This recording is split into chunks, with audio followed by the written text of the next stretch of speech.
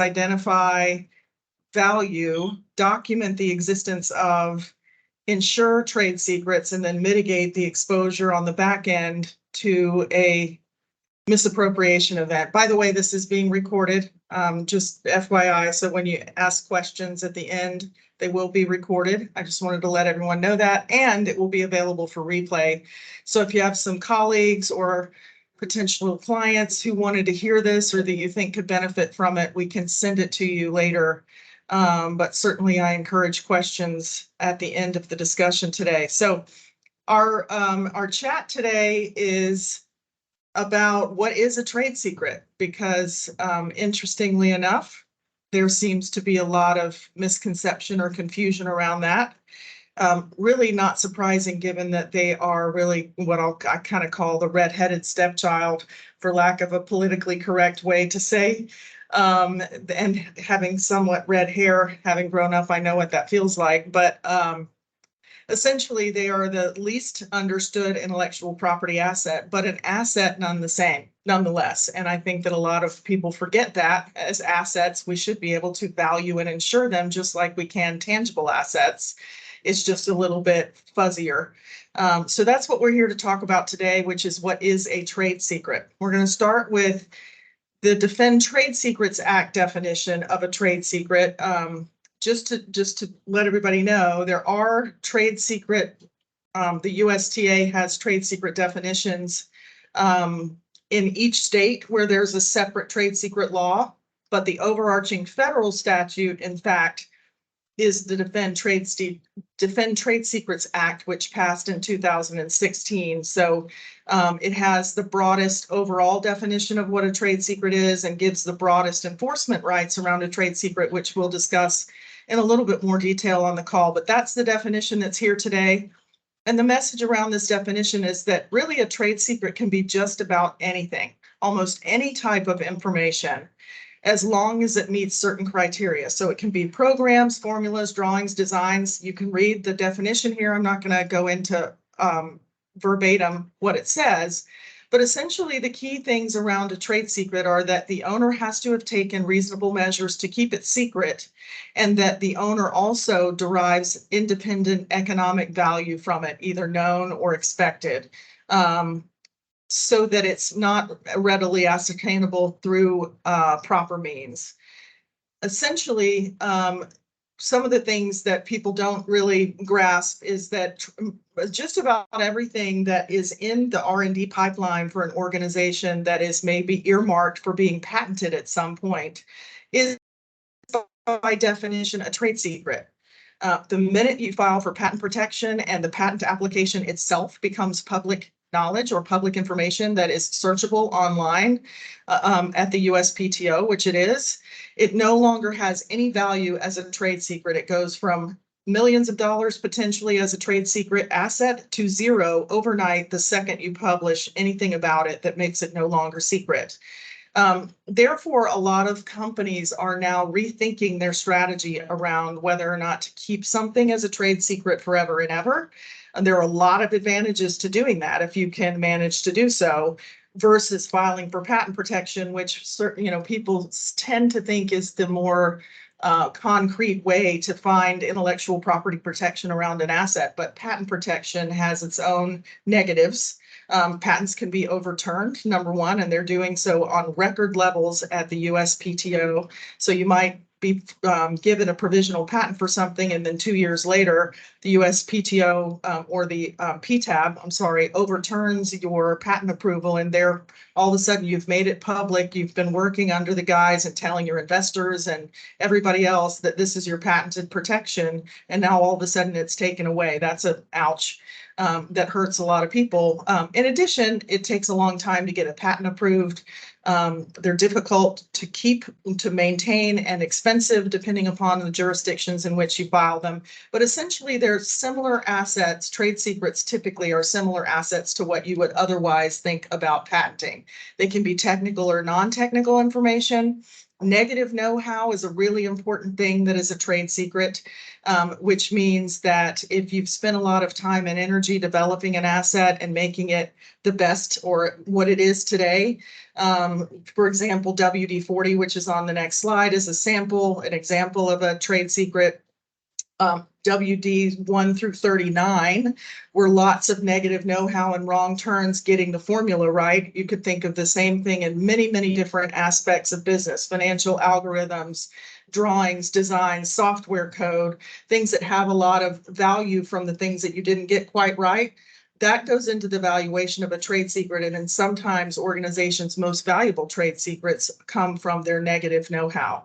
It may also include, as a group, other types of assets that already enjoy intellectual property protection, like copyrights, trademarks, and patents that could roll up and be part of a business process, for example, a logistics or supply chain management process that is a combination trade secret, as we call it, that includes patented information, but it's the way the patented technologies, for example, talk to each other that makes it a trade secret and unique to your organization. So hopefully that makes sense to everyone.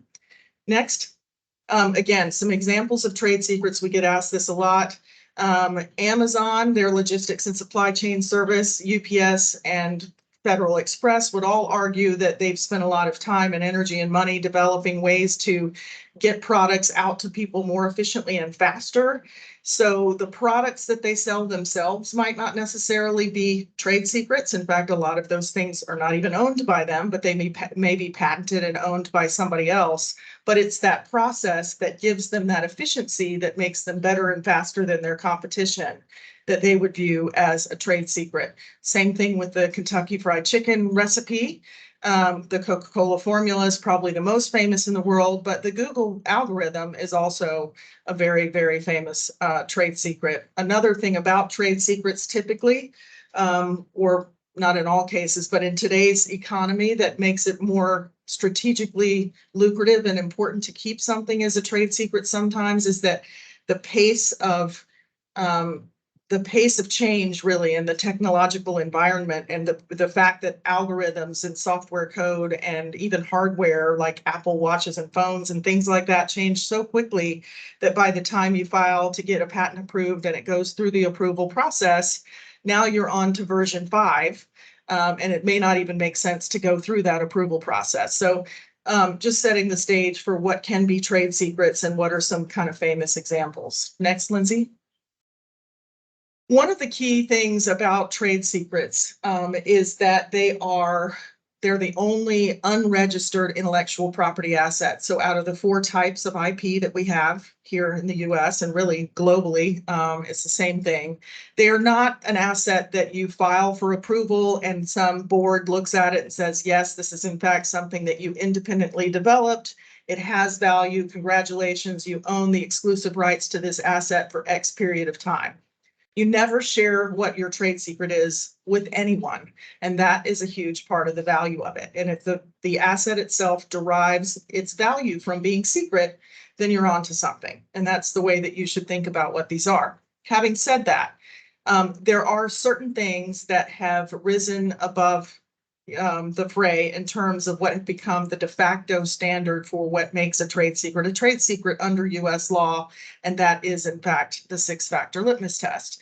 We talked about a couple of those things when we gave the definition of a trade secret, but this particular litmus test comes actually from 75 years ago in courts after they'd already been using something similar to this litmus test for 100 years. So starting in the 1800s to develop things that would constitute a trade secret and that make it, a protectable intellectual property asset. And it really all boils down to these 6 things that are still used today on a very regular basis in a court of law. The first one is the extent to which the information is known outside the company.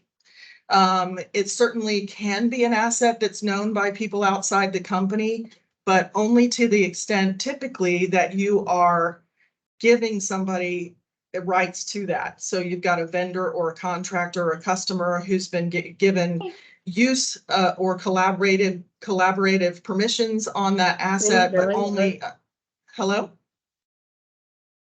You're good. You're good. Keep Okay, but only for, they've been given contractual obligations that they have to live by in order to keep that information very secret, and they can't reverse engineer it, and there are lots of things that would allow them to have use of that asset, but only by permission. The second thing is the extent to which the information is known by people inside the organization. I would say, and I think our underwriting process would prove out, that if you are a 20-person or more size company, and every person in the company has access to a particular type of know-how or asset, it's not a trade secret. You might argue that in the court of law, and attorneys might kill me for hearing me say that, because they would certainly try to argue from a plaintiff's perspective that it doesn't matter that an asset was available to every single employee. Essentially, if you have, for example, a customer list that is available to every person, all the way down to the most junior people putting in, data entry and doing your billing, all the way up to the most senior people, you're going to have a hard time arguing that that is a trade secret, because it should be only accessible and available, or at least the asset in its totality, to basically the people who need to know it on a need to know basis. So there should be some limitations around who has access to that asset internally.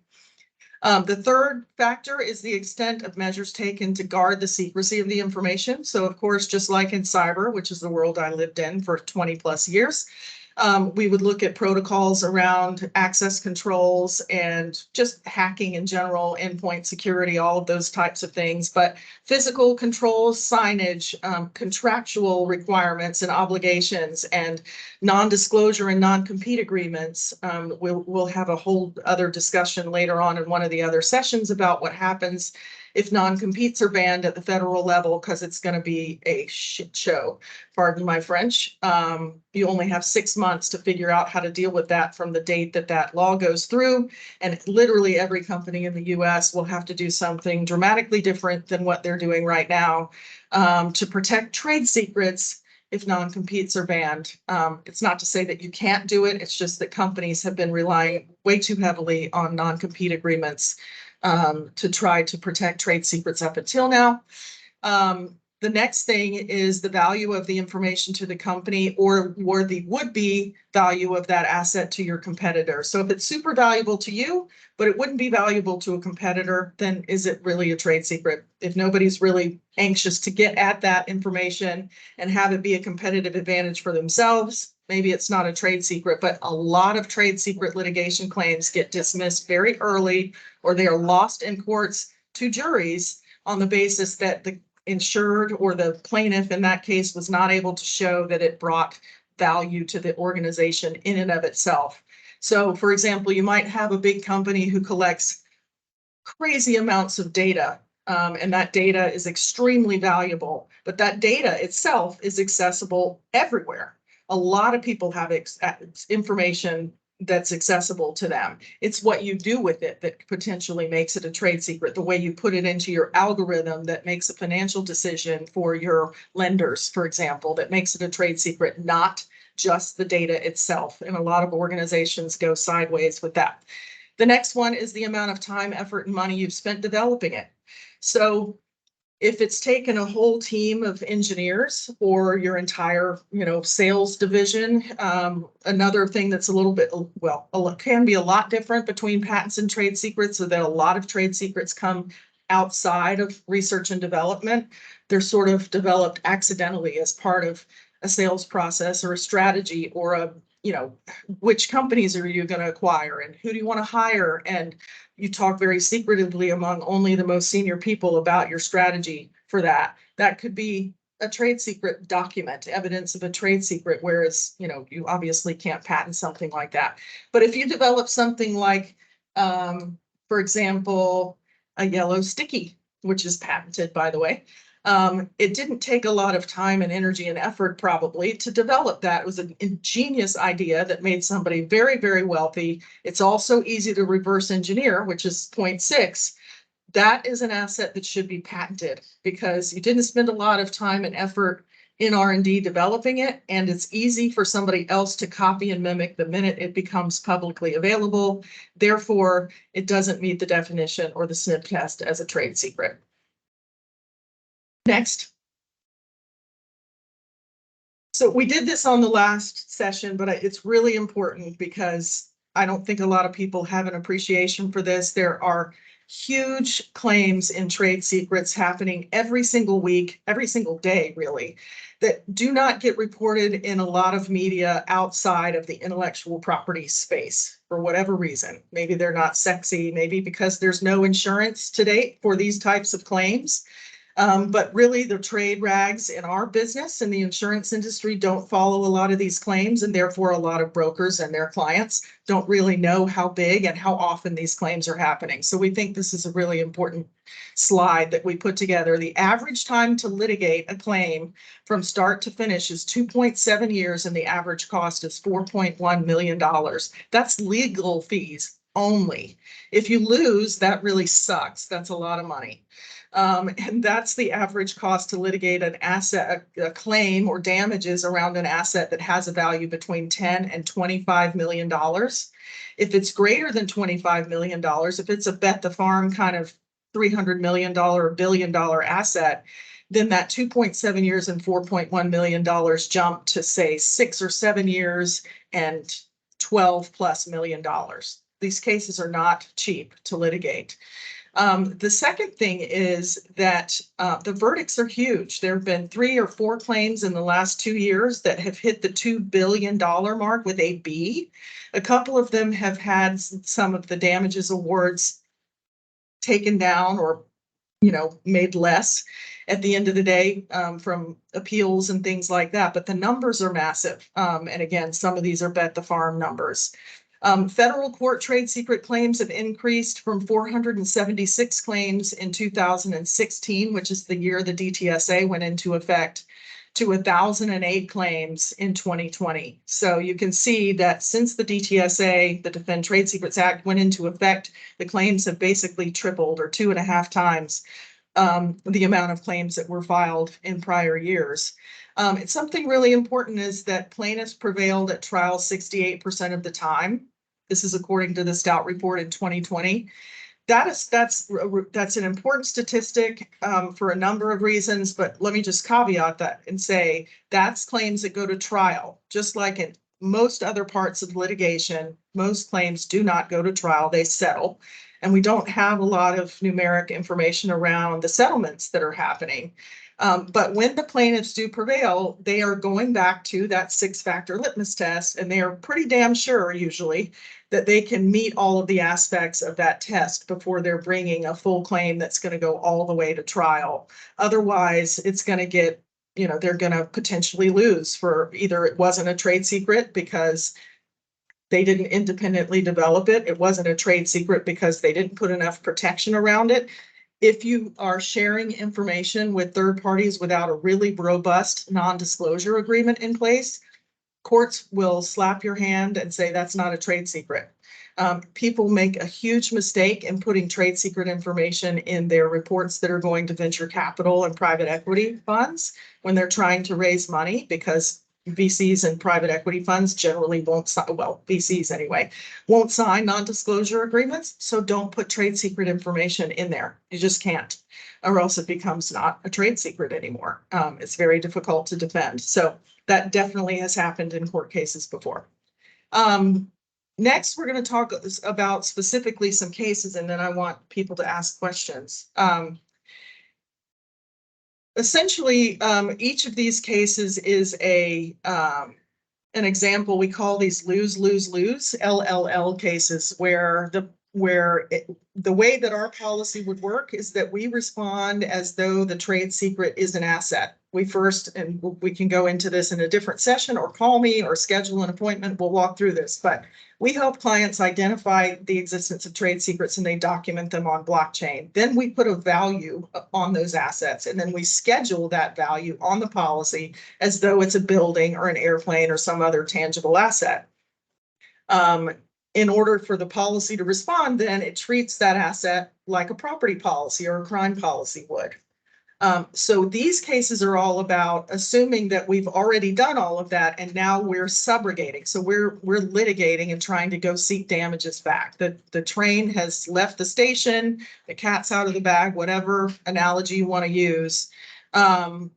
Essentially, the trade secret is gone. Our client, or the insured in this case, would be the plaintiff suing for damages. And in many cases, those claims are not successful. And these are just 3 examples that have happened very recently in the last 24 months around, reasons for one reason or another, they were not able to demonstrate that the trade secret was a trade secret, that it had the proper protection around it, that it provided in and of itself value to the organization, or that they kept it secret.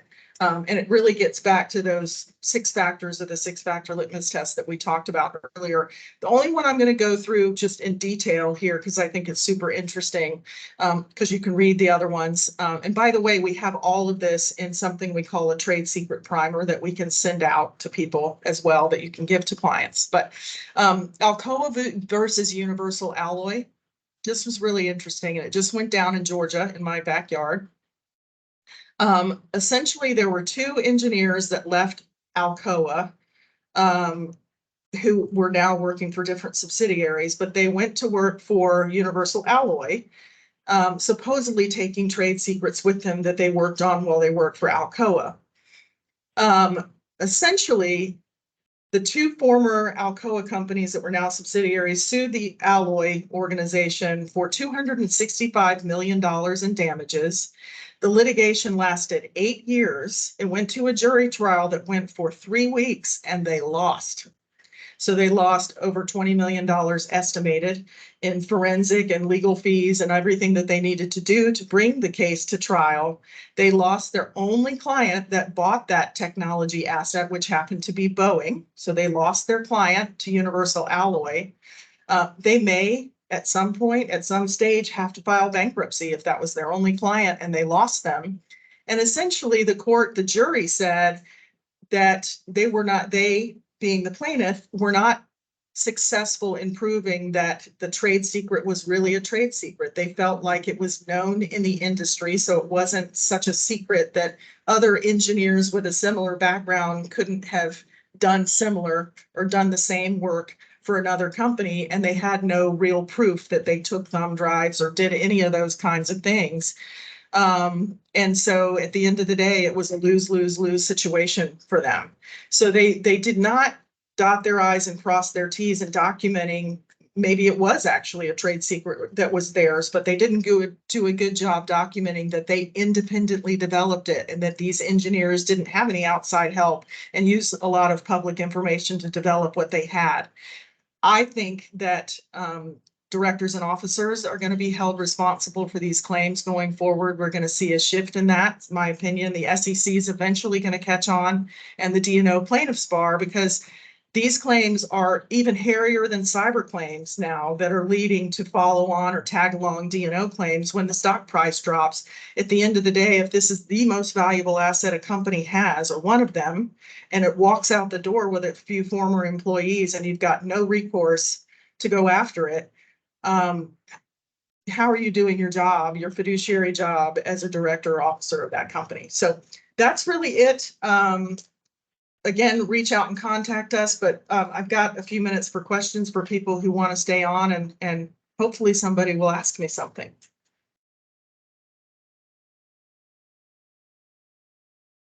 Anyone? Bueller? No one? All right, everybody's being shy today. Well, if nobody's got any questions, then I'll let you guys go right on time, 1 minute early. Send us an email if you want the trade secret primer to be sent to you, and Lindsay will send out the recording of this. We've got another one of these scheduled in a couple of weeks, and we will let you know the minute that that's scheduled, and we look forward to hearing from you soon. Thanks, guys. Have a good one. Thanks, Barrett.